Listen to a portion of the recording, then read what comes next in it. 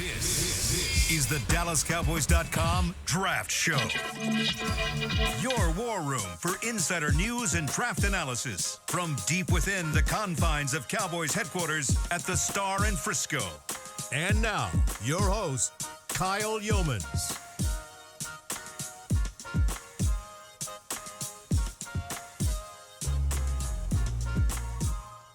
Today is Thursday, April 17th, and yes, we are 1 week out from the NFL Draft, 7 days away. This is the Draft Show, presented by Miller Lite, the official beer of the Dallas Cowboys. It is Miller time, and yes, it's officially draft time. We got 7 days left. We've got Tommy Yarrish, Bryan Broaddus, Voch Lombardi with Chris Beam in the back. I'm Kyle Youmans. Glad you are with us. Gentlemen, it's getting closer. You got the Whataburger shirt on, Brian. I was gonna say, can we take a second to admire the Whataburger shirt? He's got the Super Bowl ring on. I mean, this is... Oh, do you have the ring on? This is top tier stuff here, Mr. Broaddus. A little bright, huh? This is good stuff right here. He's locked in all the way. He's locked in. It tells you how long ago that I was in the Super Bowl. This ring is tiny compared to what they have nowadays. I'm just a YouTuber. That's better than what I got. You're saying that the top doesn't pop off? The top, no top. There's not a mini stadium in there anywhere? It's just shiny G, man. Thank you, man. Appreciate that. It's when you have a really good quarterback. That's what you get. That's about right. Yeah. The final 7 days until the draft, and tonight, since we do have the Whataburger shirt on. That's what we're doing. We've got our Draft 101 tonight. All of us will be there. Voch is even going to be in attendance, right? Listen, man, 105.3 got to do a better job of that, man. I feel like they ain't really pushing it out there. I feel like they ain't really showing us love like that. You know what I mean? What do you mean? Well, he's Voch is. You want the tag on like the? And I hope they listening too, because they'll tweet out, "Hey guys, we're doing Draft 101." And it's Brian, at this Bobby, address, and Zach, and I'm like, what about us? I got a cool little Twitter following. I got a couple people in the chat right now that'll come through. Hey, now that they know Voch is going to be there, the floodgates are open. That ain't true. I retweeted it. We got to limit the amount of people that can come here. Whataburger's only got 100 sandwiches. I would rather turn people down than us show up needing questions for the last hour and 2 people in there.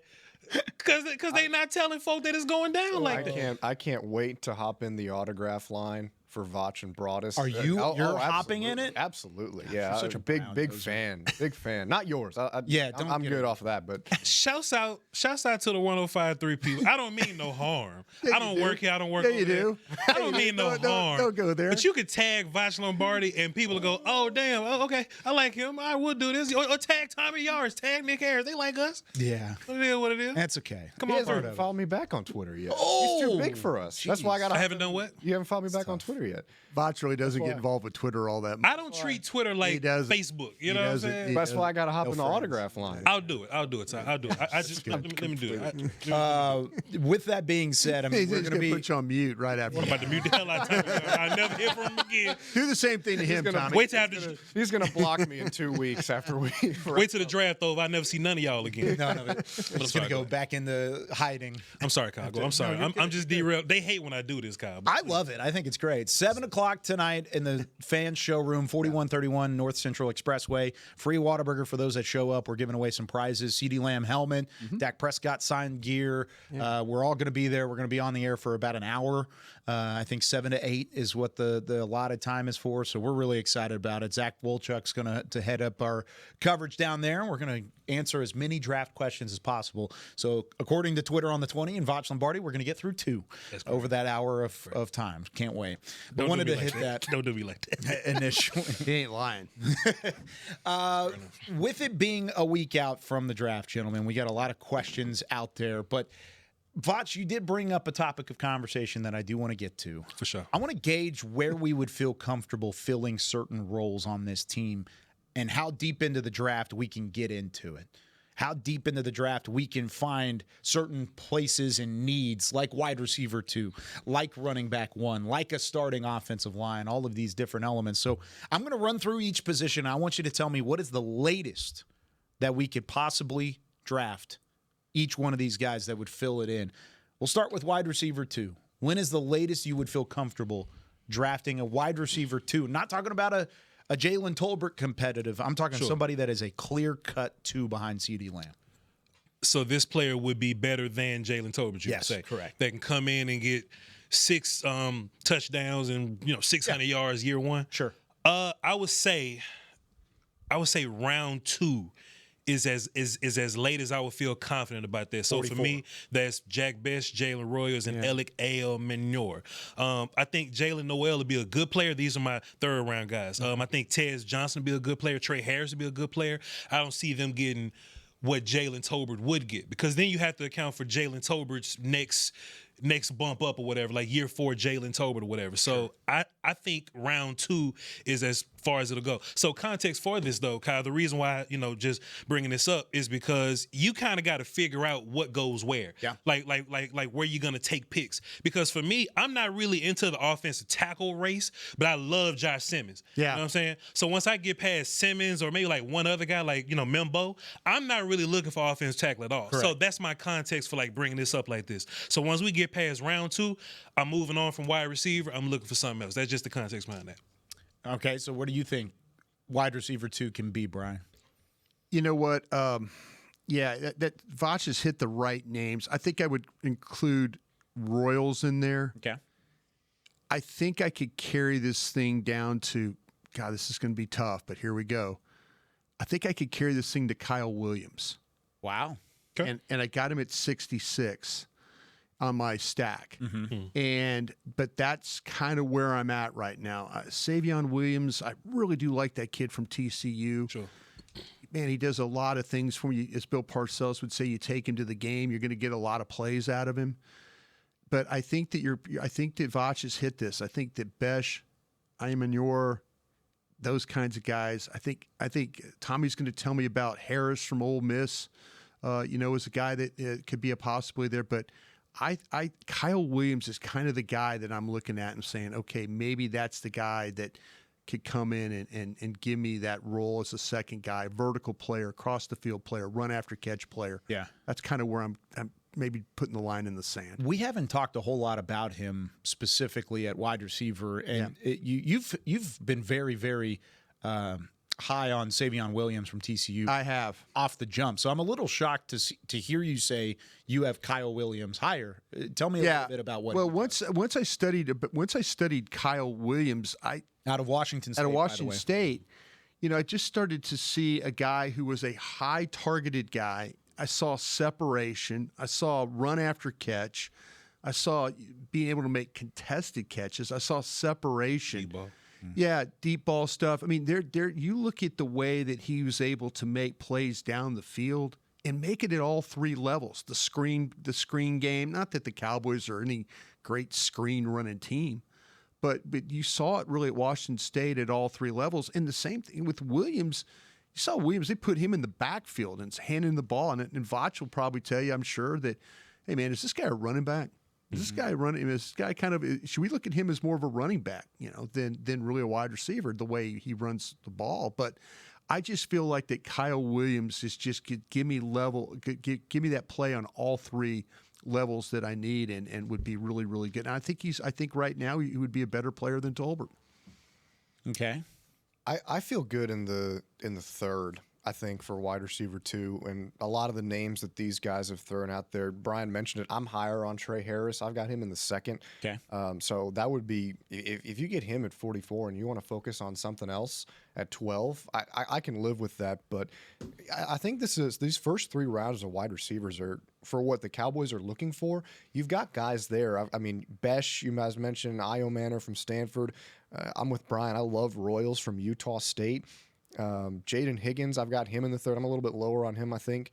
And then, Savion Williams from TCU, I've got him in the 4th. So even if he falls down and the Cowboys do something to trade up and get their 4th round pick back potentially, that would be someone that I'd be good with. So I think that if the Cowboys don't look at McMillan and Golden at 12 as like, I don't know if we want to take a wide receiver 2 guy at 12, and we want to wait till later. I don't think that's the worst thing in the world. I just think a guy like McMillan, if he's there at 12, makes way too much sense. Well, and I think that's the conversation you have to have, and that goes back to what Voch was talking about. Can you stretch wide receiver if you don't go there in the first? Because I think right now we would all say wide receivers one of, if not the most likely picks at 12 for the Cowboys. So we can you push it past that? We keep talking about this, though, but do they feel differently about their wide receiver room than we do? Maybe.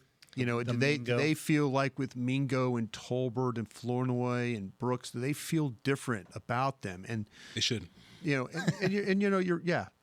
evaluation would say, and there's a reason why they brought all those receivers in, all those top receivers. Yep. They probably, but I just wonder if, in fact, that they look at me personally. I kind of feel like that corner's even more pressing than wide receiver at times. Yeah, but does the value line up? Because that goes back to Will Johnson and Jahdae Barron and that conversation. You know what? I mean, I'm going to have these wide receivers higher on my board, but again, I don't know if they would. Mm-hmm. That's the thing. I don't know. Even though they brought all those guys in, I don't know if are they smoke screening us. Maybe. Are they saying, "Hey, we're not going to." It's like one thing when they bring in the East Carolina corner, which I think, and I don't know the other 5 or 6 names. There might have been some more corners in that group, but there was one corner. To me, if they just brought in one of these wide receivers, maybe that would telegraph what they're thinking about. Or did they bring all these guys in to say, listen, we're not going to give anybody an opportunity to kind of get a gauge of what we're doing here? But I mean, corner to me is super, super pressing. Yeah. But they might feel better about wide receiver than I know our show does. Well, let's go into corner then as a part of this, I guess, rundown for the most part. By the way, I would take 7 receivers. So second round is where I've got it. I mean, the last guy that I would take over Jalen Tolbert in this same kind of comparison would be Royals from Utah State. That would be the last guy I've got in terms of the current wide receivers. But let's go to corner. Starting corner that you could have. It could be a nickel. It could be an outside corner. It could be one of those guys on the boundary. Where would you feel comfortable taking a starting caliber corner as deep as you possibly can? So I think corner is totally different. And I wish I was on last week's show or last show or whatever. The Tuesday show? Yeah. The pick a tackle, wide receiver, running back conversation, whatever. I was on Team One Tech for that. Yeah, you were. Because the Cowboys have problems with the run game and things like that. But I just feel like cornerback is... Yeah, you left out corner, right? 100%. Yeah. But I feel like cornerback is deep as all get out. So I'm down in round 4 and maybe in the middle of 5. I'm up here like Longer Beam can probably play some corner for me right now. Kobe Bryant. Riley, Huzzy. I'm just thinking about names way deep down in there. Yeah. More than likely, Cowboys are probably going to take a 3rd round corner. I got Maxwell Harrison in there, but he might be a 1st round guy since he's going to the draft and all that. So I'm just wrong on that one. But like Darian Porter, he'll be a fantastic cover 3 guy for you, So there's every single round I'm looking at corners, and I'm just not running out of guys. I think at most from LSU, Alexander. He can compete. Zay Alexander. He can compete with Kalen Carson at least. Absolutely. So I'm corners is deep in this class. Mm-hmm. Just my own person. Remember, Kalen Carson was what, a 5th round pick last year? Yeah. And he immediately had some rotation there at corner. Yeah. They felt really good about that, but they could go deep into this class. I mean, I'm looking at 4th and 5th round guys that I'm looking at, guys like Elijah Huzzy from North Carolina, and Jalen Smith from USC. You mentioned Jabbar Muhammad from Oregon. These are all guys I would feel comfortable with at least putting in a rotation right now. Now, a bona fide starter, you probably got to go top 3 rounds. Also, too, Kyle and Table, do you guys think that the league is valuing corner like less? Because walking into a draft, I'd be like, boy, Tyrion Arnold, that's a top 10 dude for me. Yeah. Quinyon Mitchell's a top 10 dude for me. What's our guy, Pittsburgh, a couple years ago, Penn State, Joey Porter. Boy, Joey Porter's a dude that everybody on draft. We love Joey Porter. And these guys fall. And they get to the league and they do fine. Yeah. But why is corner falling like that? Like, why all of a sudden corners that we love, that we watch film on, and they go to the league and do fine? So we're not wrong. League is wrong. We right. Why do those guys drop so much? Well, I mean, I think the best example of somebody that didn't think exactly what you just said was Philadelphia Eagles. For sure. They realized they drafted 2 corners, and that changed their defense completely. Yeah, it did. Is what they did with Mitchell and DeJean. So I try and play without a couple of them. Dallas did that for a while, and they had to throw Carson out there, and it didn't work out. And they were signing guys off the street, didn't work out. There's a lot of things, but I don't want to believe that teams are or doing that or saying that about corners because I think it is such an important position. So like I said, the example of Philadelphia. If you want to believe that, and I'm not going after you, Voch. I'm saying, but if you want to believe that, go look at the Philadelphia Eagles. Go look at how they ended their season 2 years ago on defense, and then look how they ended the season this last year. That's all you need to know. That's all you need to know about how important corners are for your football team. Me personally, though, I think when you start getting past, say, Kobe Bryant at Kansas, I'm starting to kind of feel like, okay, am I really, really going to get a starter out of this one? Where do you have him? He's my 135th best player on my board. So is that a fourth? That's about a fourth. Yeah. We mentioned Alexander. I have it 139. Ranshaw, I mean, it is a drop. When I get down to Ranshaw from Tulane was a guy that I looked at. I picked up, late. You have as a corner or a safety? I'm a corner. Okay. Yeah. Because he played a lot of safety at Tulane. Yeah. I think I got him at pick 171. So maybe to me, it's more like the guys you were talking about. It was Huzzy, Mohammed maybe from Oregon, Dotson, another guy, and Bryant and Alexander. That might be where you kind of start to and everything else after that might be you're kind of thinking, okay, guy's got traits, but he's limited doing this. Yeah, I'm with you guys, but I just feel like because of what we saw with Philadelphia last year, you wonder, okay, do we take a premium pick on a corner if we're going to get that kind of game-changing defensive performance out of a guy like that? Is there a guy in this draft early? I think there could be. I mean, you look at guys in like the second round, Benjamin Morrison from Notre Dame, Trey Amos from Ole Miss, Azariah Thomas, I've got him in the second. So, names like that can come into a room where you don't know when Trayvon Diggs is going to come back. Yeah. You don't really have a nickel guy at the moment. So is that something that they decide to double dip? Or I know there's been people have talked about moving Deron Bland inside. I'm not of the opinion that they should do that. But do you get a high value guy like that? Do you use a premium pick on it and try to bolster your defense that way? I don't think it's out of the equation. As far as how comfortable, I think I'm with the consensus here. You look at names like Corey Black from Oklahoma State. That would be one I'd be okay with. Quincy Riley from Louisville is a guy I really like. Dorian Strong, Virginia Tech.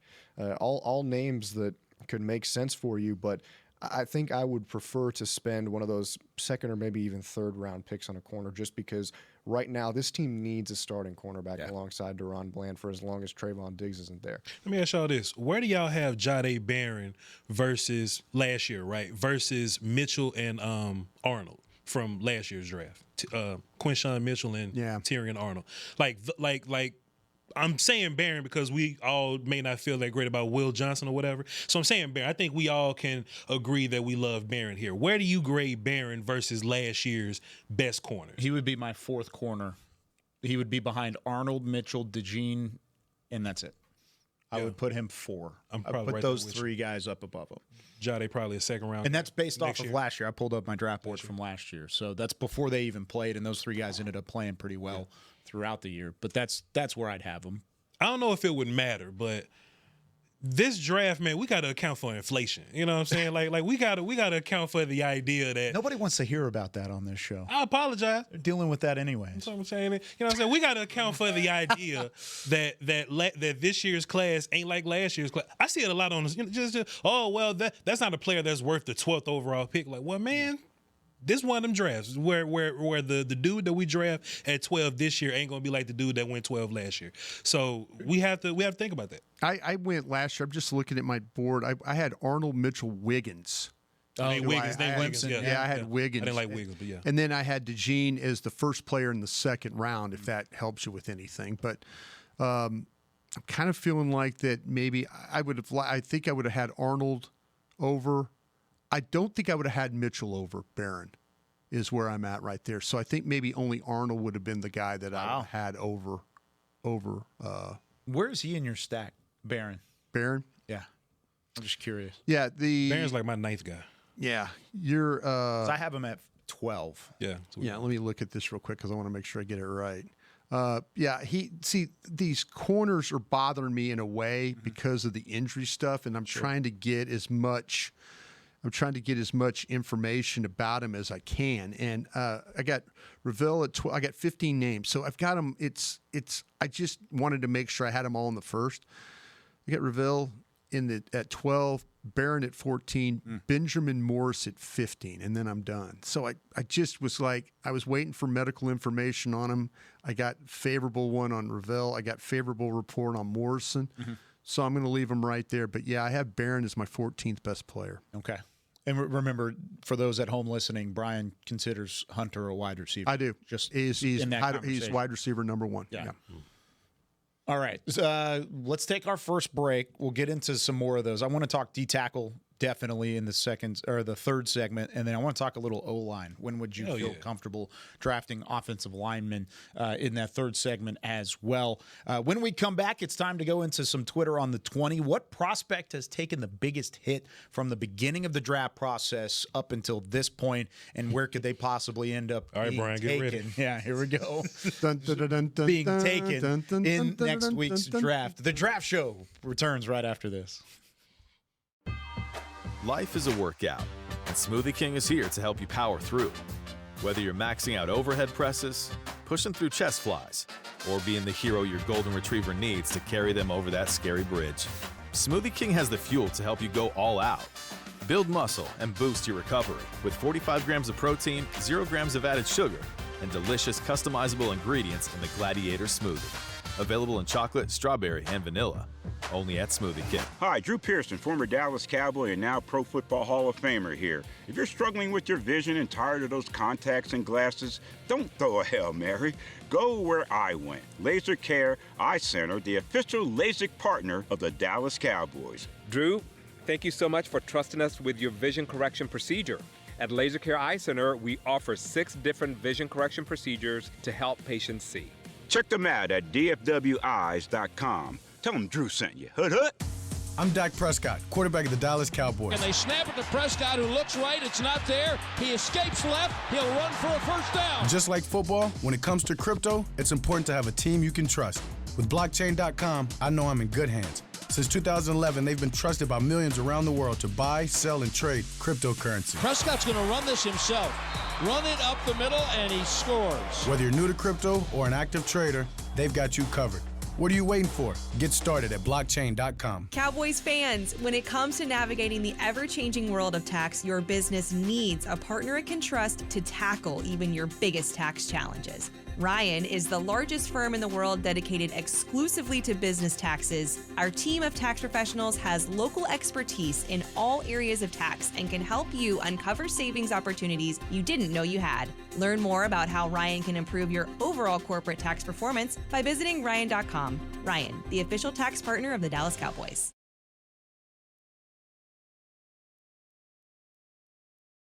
This is the DallasCowboys.com Draft Show. Cowboys fans, get ready for draft weekend presented by Miller Lite at the Star in Frisco. The action kicks off Thursday, April 24th with the Ultimate Draft Party, continues Friday with the Draft Hangout, and wraps up on Saturday with the Draft Day 5K presented by Baylor, Scott, and White Health. 3 days of football fun and fan experiences you won't want to miss. Visit DallasCowboys.com/draft for more details. We will be on the air through every single one of the 257 picks of this NFL draft. Can't wait for next week's coverage. We'll get started night one at 6 o'clock on 105.3 The Fan and the Odyssey app, also on DallasCowboys.com as well. And then we'll continue through the entire first round. Same start time for day 2. We'll go 6 o'clock right at the beginning of the draft in the second round. And then on day 3, we start at 10.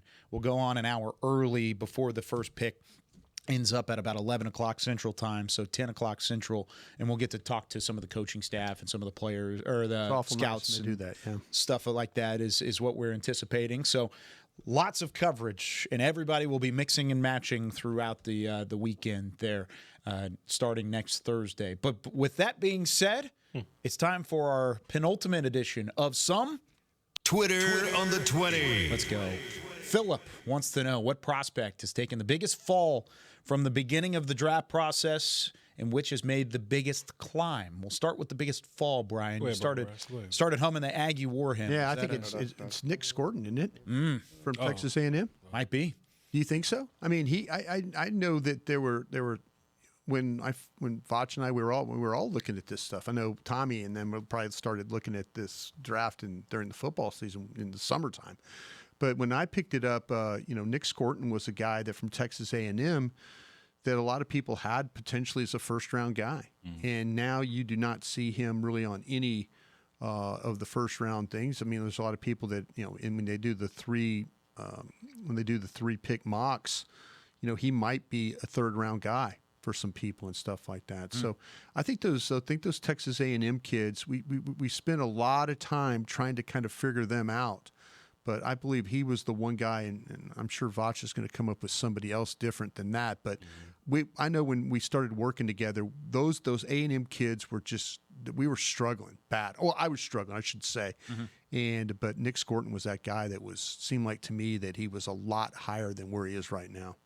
Go ahead, Tommy. I got 4 names. He was a guy that he was a guy that when he transferred A&M from Purdue was kind of like a top 10 guy that people were talking about. And you look at that A&M defensive line, Gordon Stewart, Shamar Turner in the middle, and it just kind of didn't live up to the expectation, I don't think, for the Aggies this past year.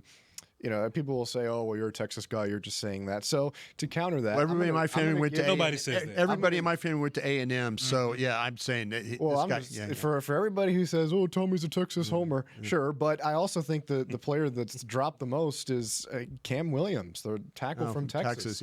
I mean, this is a guy who, in the middle of the season, even really early on in this draft process, when we were talking, people were mocking him as a first-round pick, and I was like, I don't see it.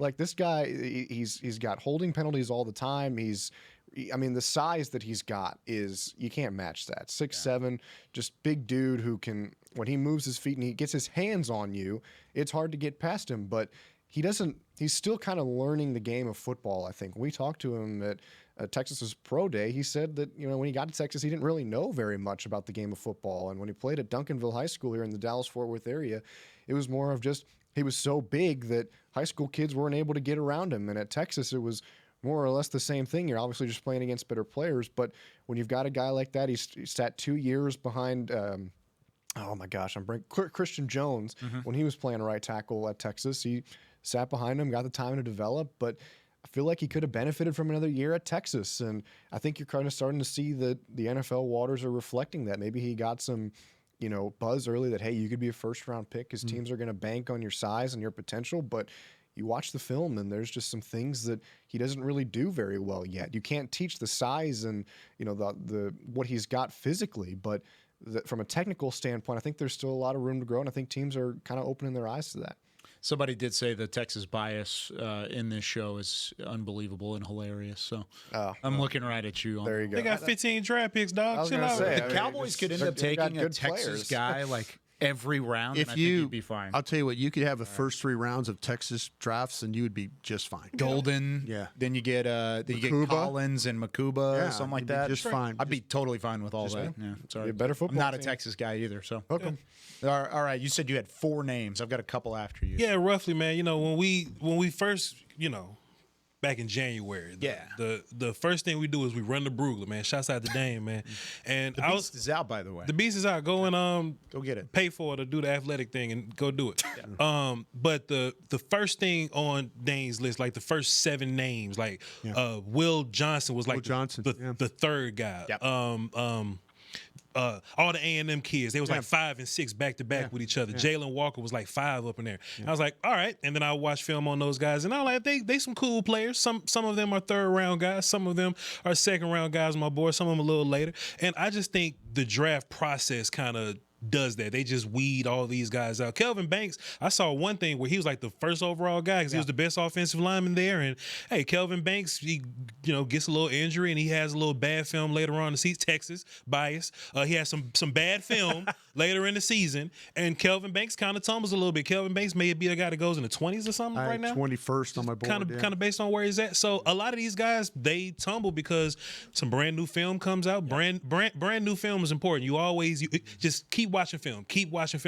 Highlights right here. Take a look at them. Just 6 or 7 guys, they're just going to fall just by way of how the draft just works. But I don't think that that's their fault. I just think that they get these way too early top 100 lists, and they kind of get, put up there. But the film always let you know where to go. Yeah. One more to kind of add to the list. I actually pulled up a couple of 2024 way too early mock drafts just to see it, like those people that just throw them out there just to throw names out there. There were 3 mock drafts that I looked at. Ollie Gordon, my bad. Ollie Gordon is up there. Yeah, that was one of the names. But how about Colston Loveland from Michigan? That's great. He was in the top 15 picks in 3 of these mock drafts that I pulled up.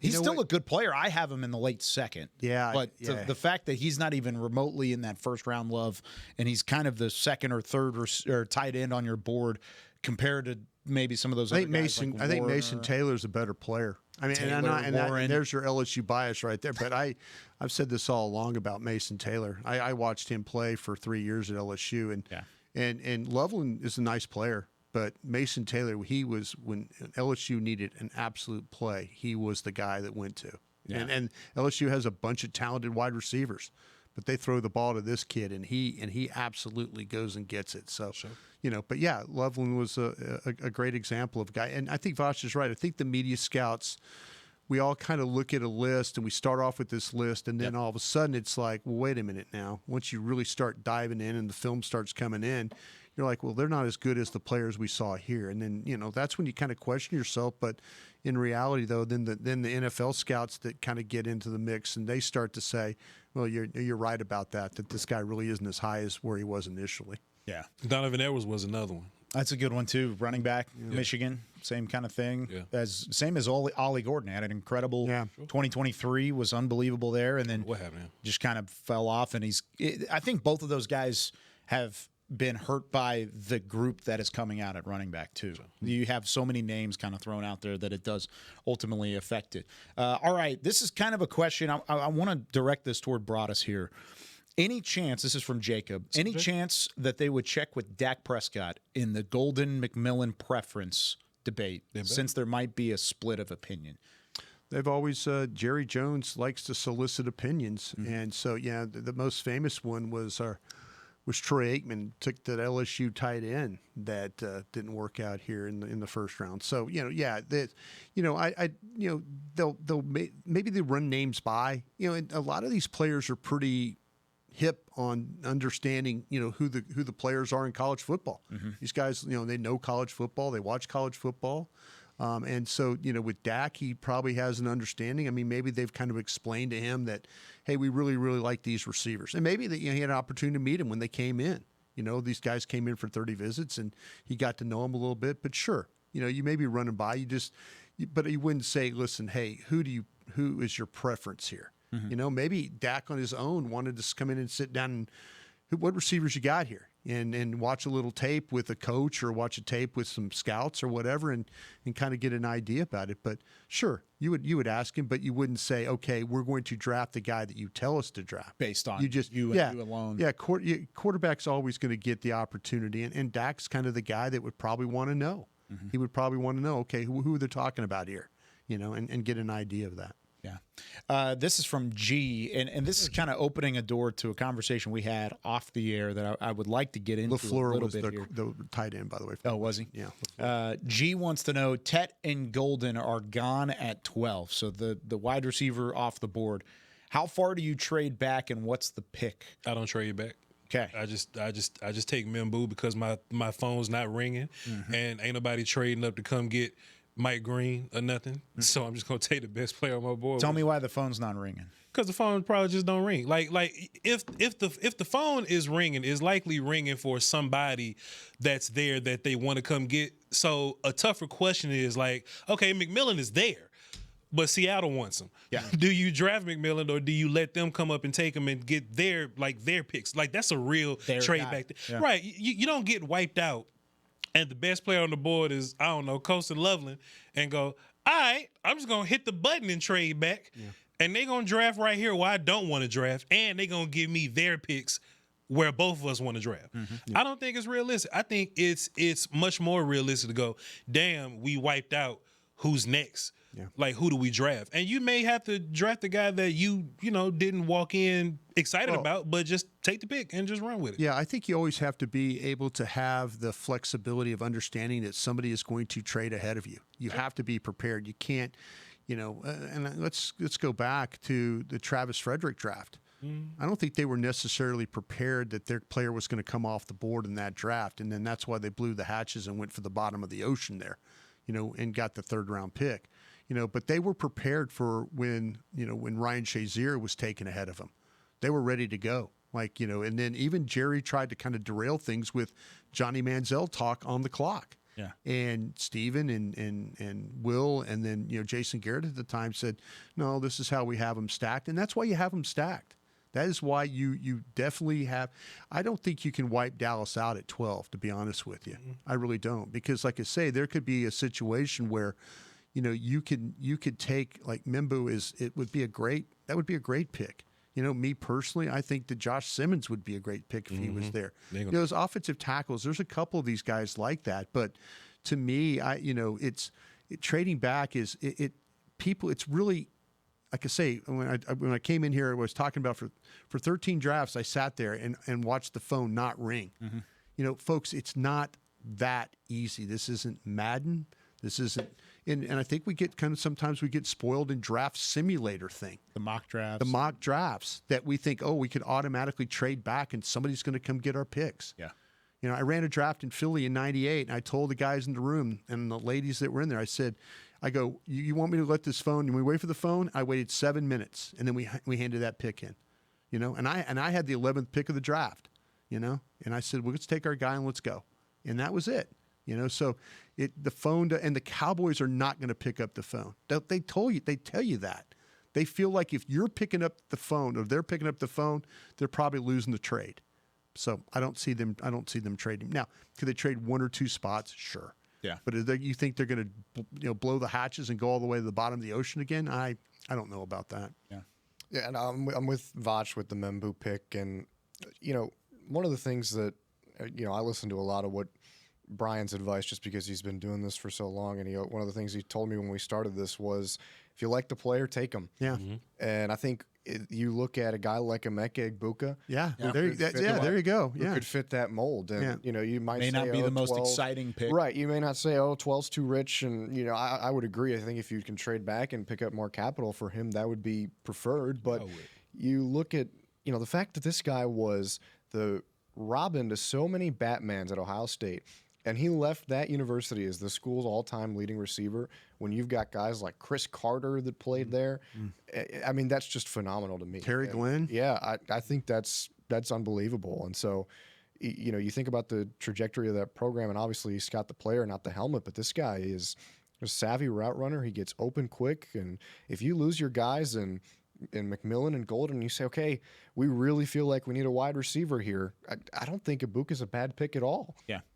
I think if he would end up being the pick at 12, then we are looking across the hall and saying they have a massive need at wide receiver. And they had to fix it. They felt like they had to, in the conversation that we had in the opening segment of, we can maybe stretch this thing to 44. They probably didn't think at that point, if Egbuka's the pick, that means they couldn't stretch it past 12. Right. That meant that they had looked at their scenarios. It has to be 12. Yeah.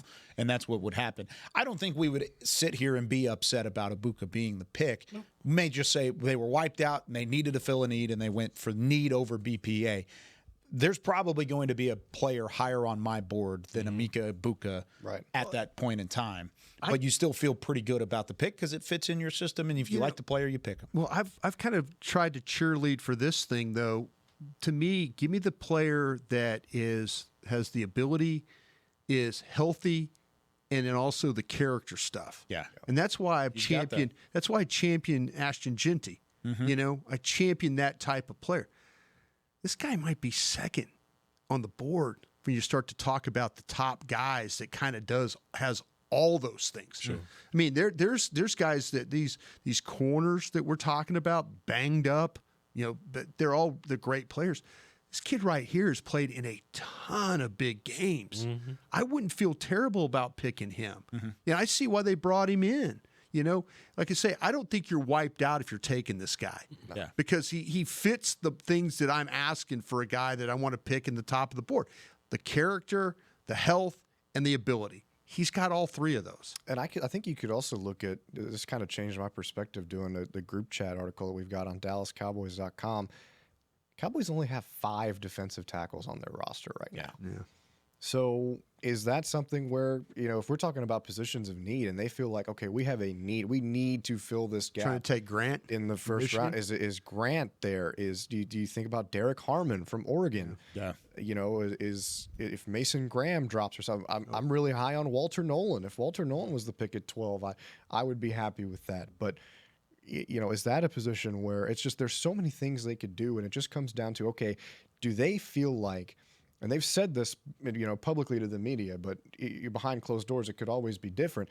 Do they feel like they have done enough in free agency that they can actually go and take the best player available when pick number 12 comes around? Well, the thing about it, though, Tommy, is they've got so many needs. Yeah. Right. I mean, it's like it's not like they could focus on just one thing. But this draft in a lot of ways kind of sets up for them at the positions, the depth at corner, the depth at wide receiver, the depth at running back, the depth at defensive tackle. They just got to find a way to navigate this thing the right way and make sure. And that's why I asked you guys the other day about which position would you eliminate if you didn't have a 4. Which you don't. You don't have a 4, but you got 4 needs right off the jump that we can think about.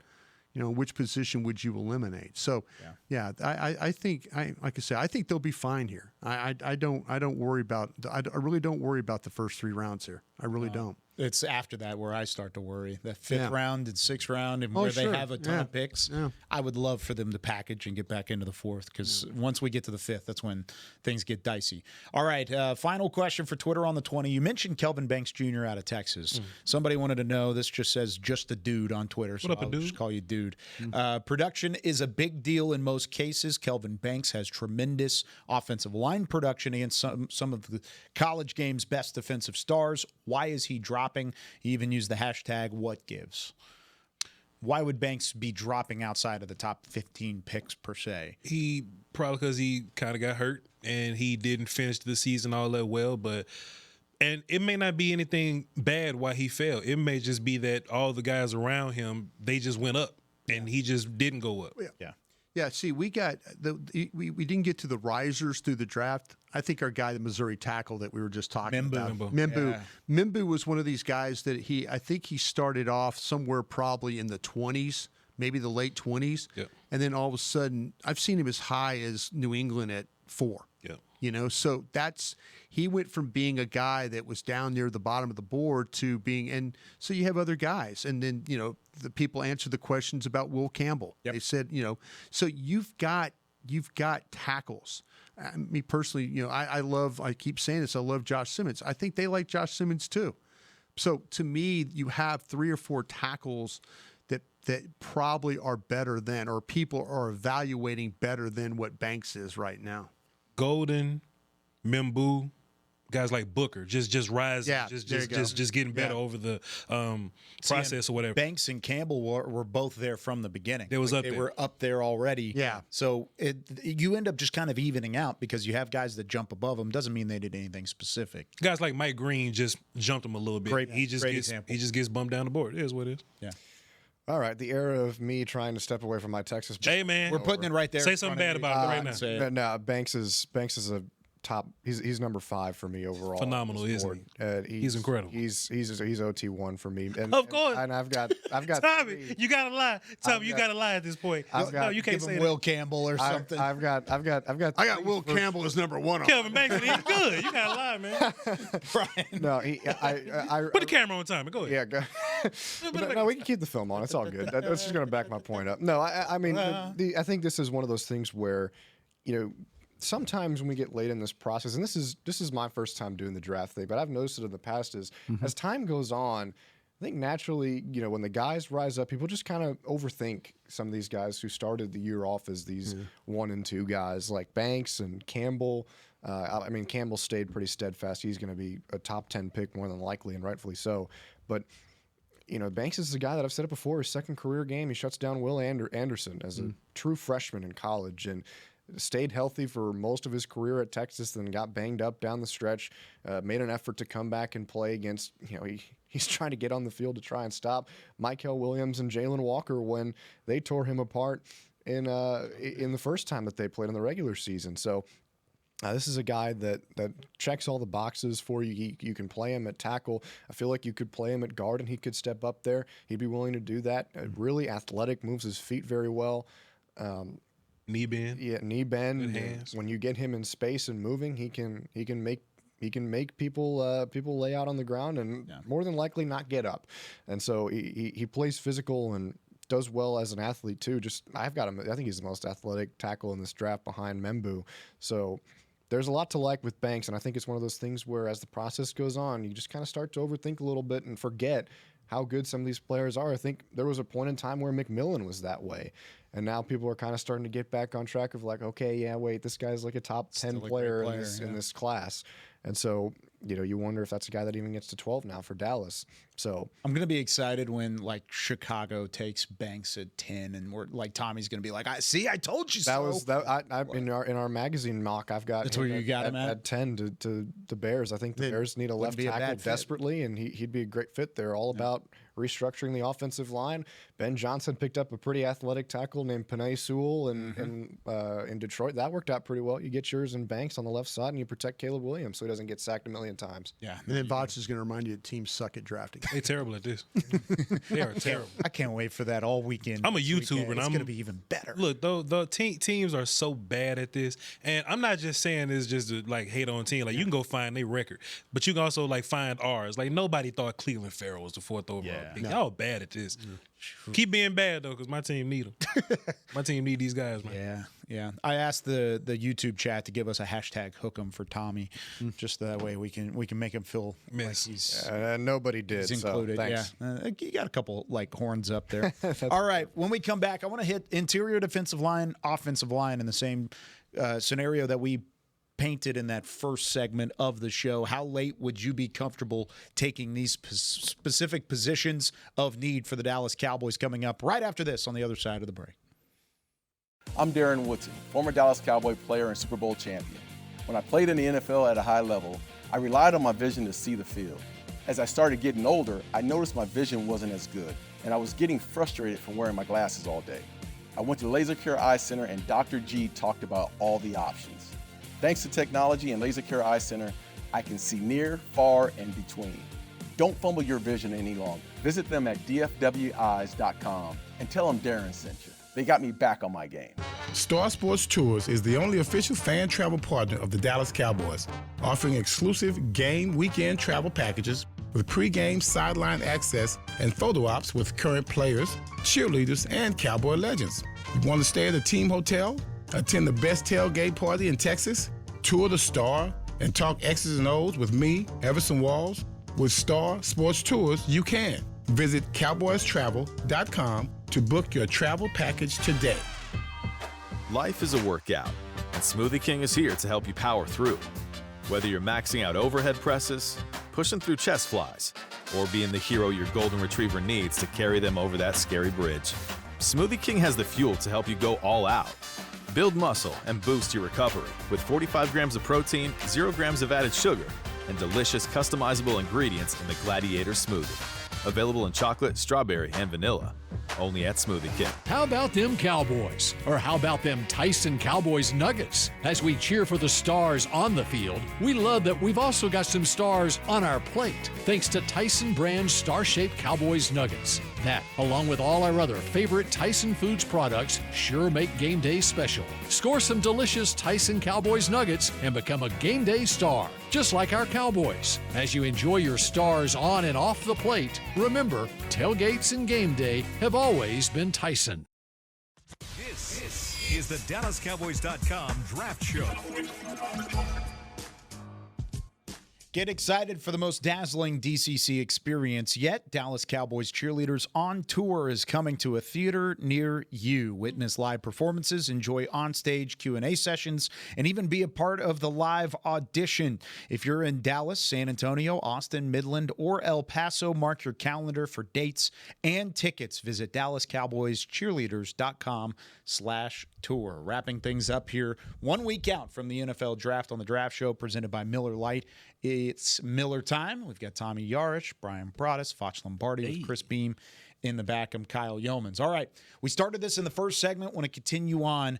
How deep can you feel comfortable taking specific picks, specific positions later in the NFL Draft? Let's go to interior defensive line. Voch, I know you were very much so on the one tech bandwagon, trying to take a one tech to help this football team stop the run and do a couple different things well at the line of scrimmage. Where do you feel like you can get a starting one tech in this draft? I would love to get one in the second round. That'll be lovely because I think all those guys are really good, like Grant, Williams, Harmon, but that's probably not going to work out for me. But I'm just looking at my third round guys: C.J. West, Phillips, Peebles, Collins. Some people got Collins as a round 2 guy. I got him in the third, and that's all right. And Farmer. Josh Farmer. He's one of the last guys I think that can come in and I'll just say push Mozzie. You know what I'm saying? Of course, there's a bunch of guys that can push. Who's second guy? Justin Rogers. There's some guys that can push Justin, but just me looking at my fourth round, the one tech guy that I have in there is Caldwell from Oregon. Yeah. I was going to ask you about that because that to me, I kind of draw the line at the one. Yeah. Technique there. You have Cam Horsley. You have him higher or lower than that? I got Horsley in the high fifths. Okay. So yeah, I mean that to me, I kind of look at Caldwell as the guy that I would draw the line at, and then I'm kind of thinking about and that's for a one technique, but on the three side of things, maybe go down. Pegues might be the guy from Ole Miss that I'm kind of thinking that. But there's some guys, like I say, that the Riley Mills and stuff like that from Notre Dame. Ty Robinson, I think Ty Robinson needs to lose weight and kind of play. But I kind of feel like that maybe that Pegues is a 3 and then Caldwell as a 1 would be that for me. Okay. Yeah, I like Caldwell a lot. I think Caldwell and Collins from Texas would be the perfect fits for Dallas in terms of, hey, we just need you to come in and stop the run. Like that's what those two guys did well. Collins at Texas and then Caldwell at both Houston and Oregon. So that's good fit. So I think that would be as far back as I would want to go, just because you look at this team, and like I said, they got 5 defensive tackles on the roster right now. This is a position where they need some help. We talked about Robinson on Tuesday's show. I like him a lot. Obviously he's probably more of a 3 guy and more of a 5 gap potentially guy too.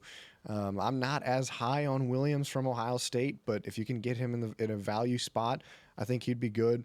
What do you mean, like a value spot for Williams from Ohio State? Tyleek Williams from Ohio State. What do you mean? If people see him like I have him in the 3rd.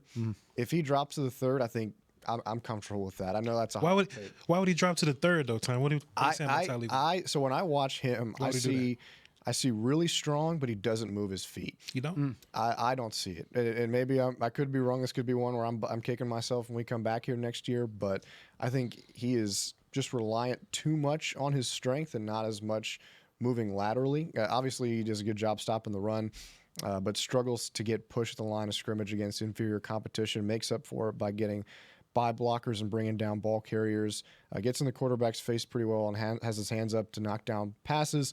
Not a huge threat as a pass rusher. Not that they need that. The Cowboys at a one tech spot, but I don't know. I watched him twice. I did kind of what everybody does, where it's like, okay, let me see if I saw this guy right. And Time was sipping that whiskey when he was watching. Yeah, he was on that Jameson when he was You're watching. You're really high on Tyleek Williams. I love Tyleek. Where do you have him? I got him in the second. I got him in the second round. Second round. Okay. And like a true second round guy, like not like a second round that'll go 18 or something like that. Like he's a guy that'll go of the second, right around the 40s and 50s.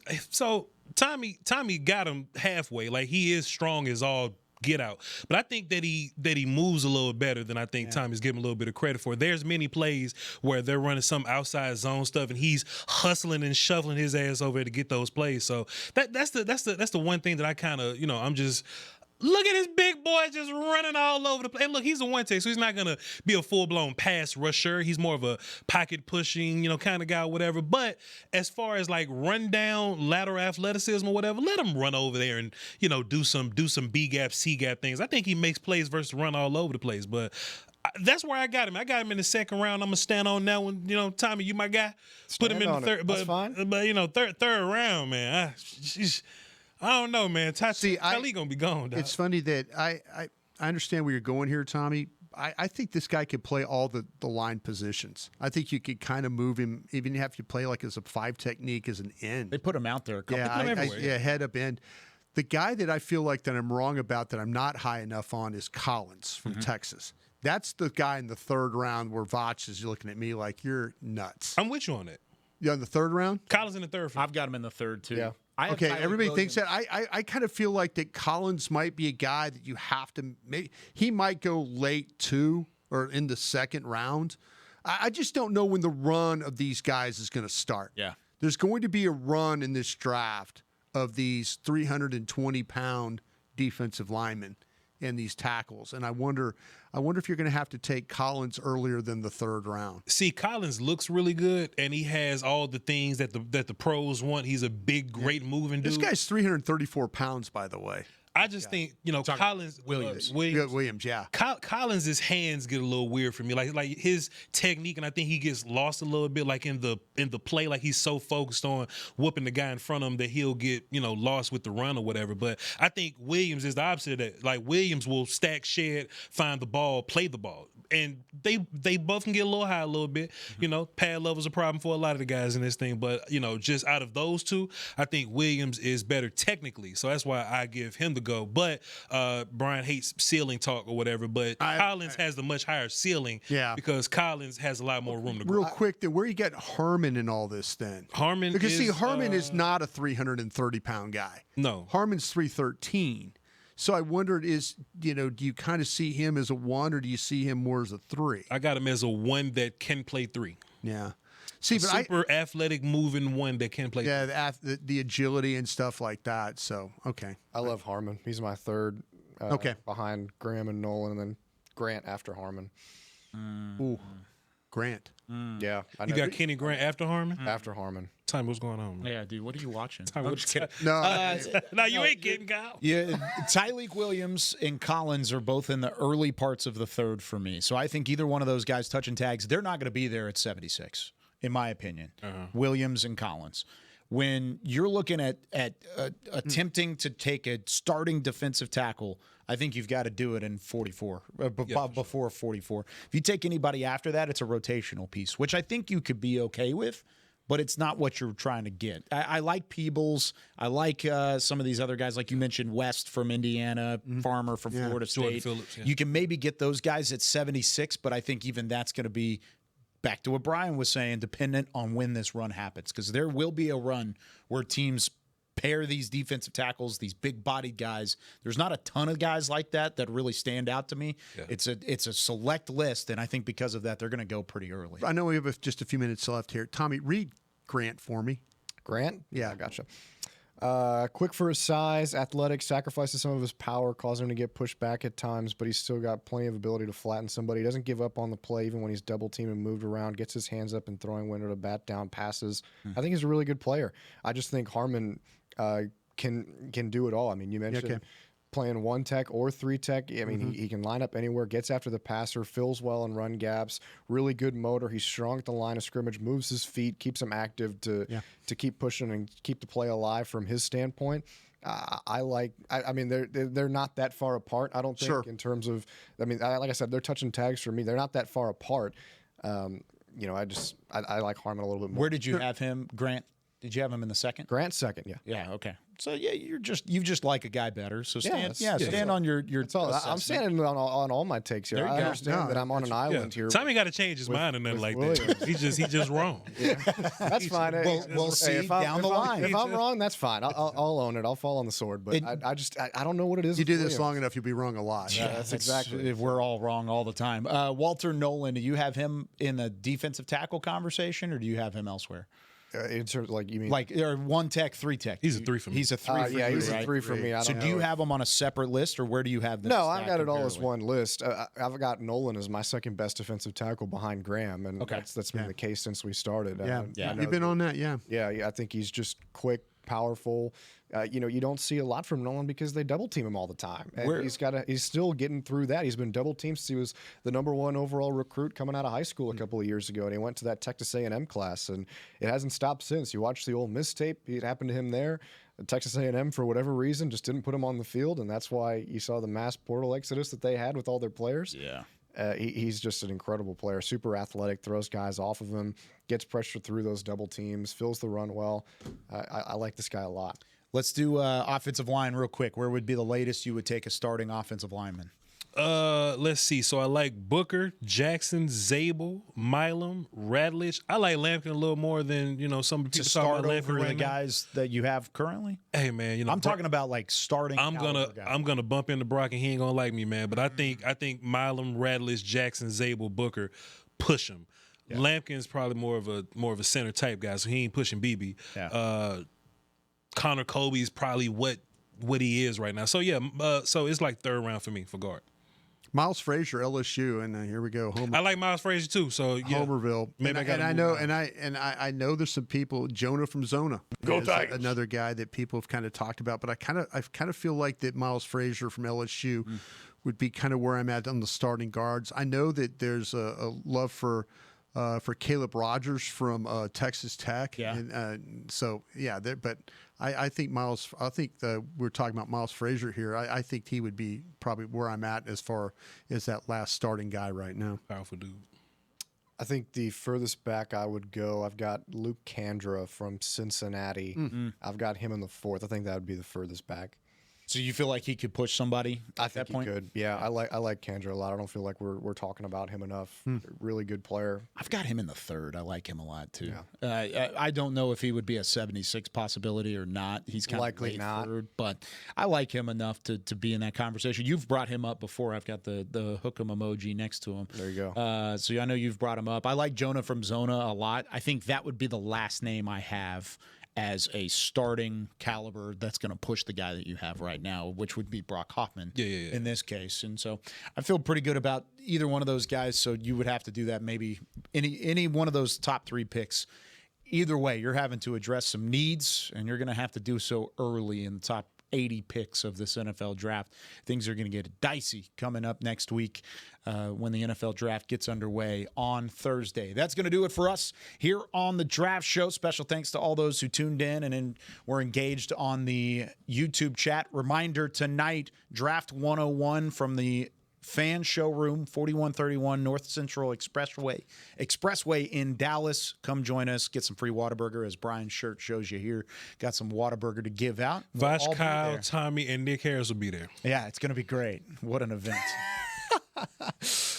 Did you see Zach Wolchuk sent you a tag like in the early parts of this? Yeah, good. Because Wolchuk's classy. Good for him. Yeah. Did a good he job. should. Yeah, but Bobby, that's what 105.3 should have done. Bobby went after us for the many times we mentioned that we're doing our right podcast. It's a great podcast. Y'all should listen to it at Voch Lombardi on YouTube. Me and Bryan Broaddus go live Monday through Friday. The Fan Showroom, 7 o'clock tonight. We'll see you there for Draft 101. Doing our right podcast. We'll be on the air as well. For Tommy Yarrish, Bryan Broaddus, Voch Lombardi, Chris Beam in the back, I'm Kyle Youmans saying so long from the Draft Show. We'll see you next week. It's Draft Week, everybody. This has been a production of DallasCowboys.com and the Dallas Cowboys Football Club. How about this, Cowboys? Yeah!